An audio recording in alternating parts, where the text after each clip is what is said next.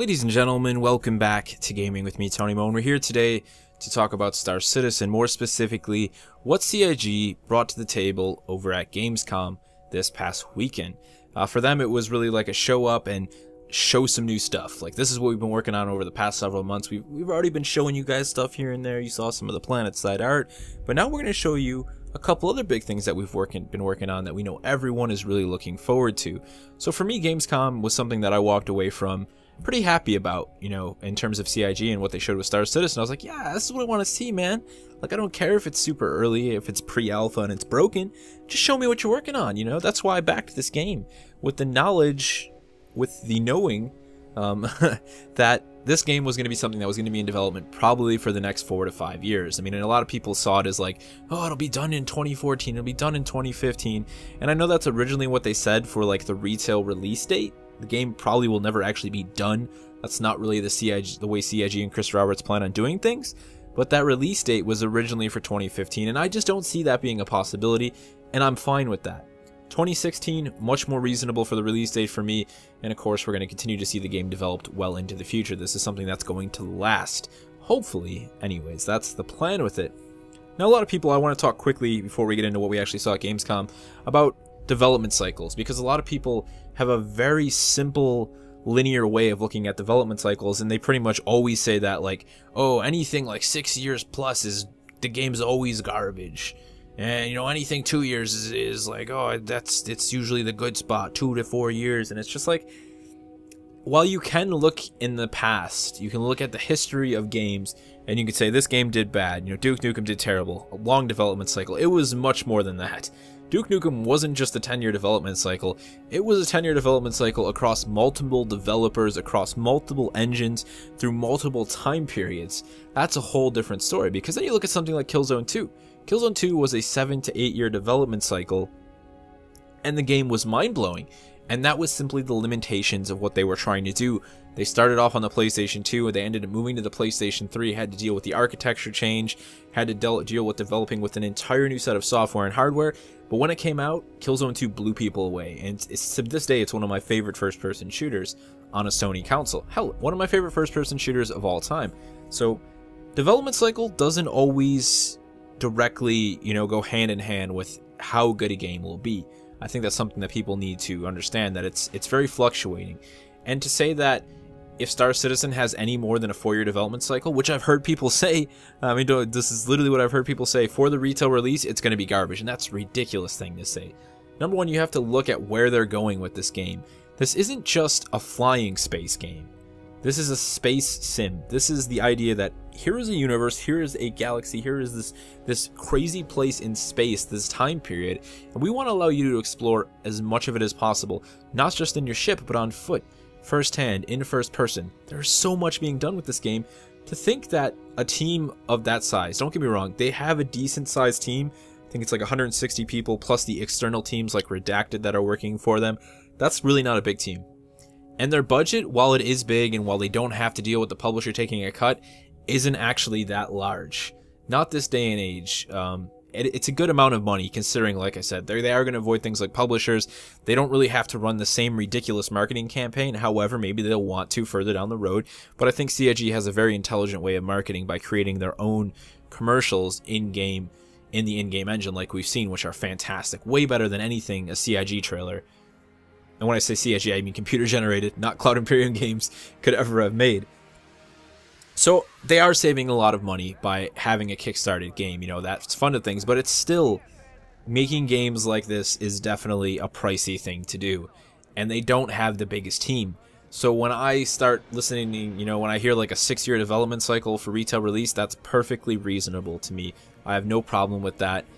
Do what you need to do to make sure that you make the game that you've wanted to make as a developer. It's not so much about, you know, like pleasing the fans, but if they can please themselves, and if Chris Roberts can make sure that everything he has in his head ends up in-game and on paper in a successful manner, then it's going to be a good game. You know, then we're going to play it as the consumer. We're going to say, this is awesome.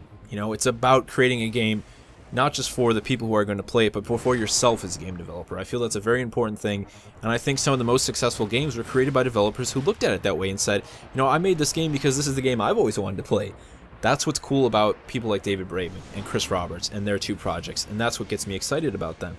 And that's why I liked what I saw at Gamescom. So basically what we saw at Gamescom from CIG was 3 small portions of different components of the game they're working on. 1 being racing, 2 being multi-crew ship combat, and the 3rd being a small teaser from the FPS module, which is something that the development team Redacted is working on, which it looks like at the end of the teaser, if you guys haven't seen it, I'll have all the stuff linked in the description below. They're going to be showing more of at PAX Australia, which will be very cool, because the teaser we saw for the FPS module was very shiny. You can tell it was pre-made to really just sort of get people excited about the first-person shooter module. And I imagine when we actually see it, it'll be very early alpha, much like the racing and the multi-crew combat, and it'll be very rough, but that's all I care about, is seeing this stuff. I know it's going to be pre-alpha. I know it's going to be broken, but I want to know that they're working on these features. I want to know they're making progress, and I want to see these ideas at an early stage. It's why I signed up for the development, for the backing of this game this early on, because I want to see these things happening early on. I don't want to just see them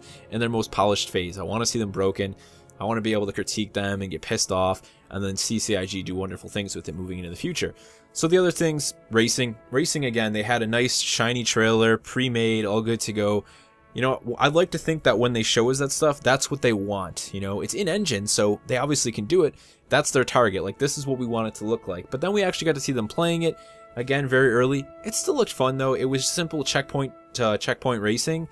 But when you have like the idea of the flight systems and a really fast ship like the M50, I'm sure it's going to be much more difficult to actually play it, and that's where a lot of the fun is going to come from when we talk about that checkpoint racing, is really mastering the flight systems to be the best pilot you can be and the fastest pilot you can be. And of course, the idea of the When the Persistent Universe going live, of being like the #1 racing driver for like 2 seasons in a row in the Murphy Cup, you know, pilot, is really cool. The fact that people would know your name, you know, you'll see your name in like a virtual newspaper, like, oh, you know, so and so takes the championship for the 2nd year in a row in the Murray Cup. That's cool, man. I mean, that's renowned in a virtual world, and that's awesome. That's really cool. A lot of people are going to be excited about that. I know I'm excited about that, and I can't wait to see more of racing. The cool thing is that racing is actually going to be dropping, hopefully, in the next 2 to 3 weeks with 0.9 of Arena Commander, which is going to be seeing a lot of fixes and changes that I'm very excited about. But also, let's talk about the multi-crew combat. Again, we saw this. It was very early on. We actually got to see inside of one of the constellations, which was freaking awesome. As much as I'm not a huge fan of the large ships, the appeal of multi-crew combat is why I like things like the Cutlass. It's, you know, it's a medium-sized ship, but it still has enough where you can have like a guy in the ball turret and 2 in the passenger, and 2 people in the pilot seats and a co-pilot. That's cool. So while it was very early on, there was a lot of cool stuff shown there. We actually got to see like another player walking around the ship while it was hit by a missile from a Hornet.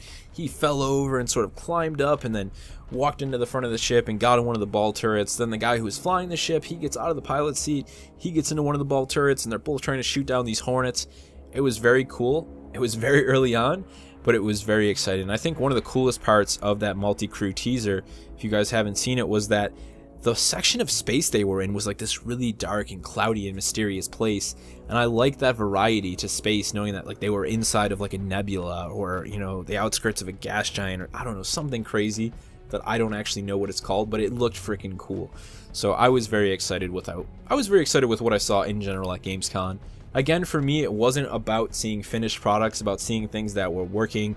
It was about seeing the features that they had been discussing actually being built and worked on and implemented, and, you know, getting ready to be put into the game, regardless of how early of a state they were actually at. That is what I personally, as a backer who has spent over $100 on Star Citizen, wanted to see at Gamescom, and that's what I saw. So it made me happy. I think it was a reassurance for a lot of people who maybe had doubts about, you know, just how much of this whole kitchen, everything plus the kitchen sink mentality that Star Citizen is going for, they were actually going to be able to accomplish, or they are actually going to be accomplished.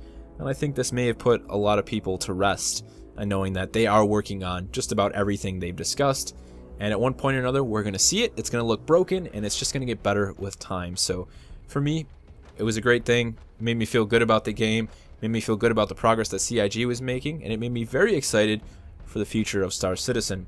Let me know everything you guys have to say about the Gamescom reveal, or just anything you'd like to tell me about Star Citizen in the comments section below, and I'll see you in the next one.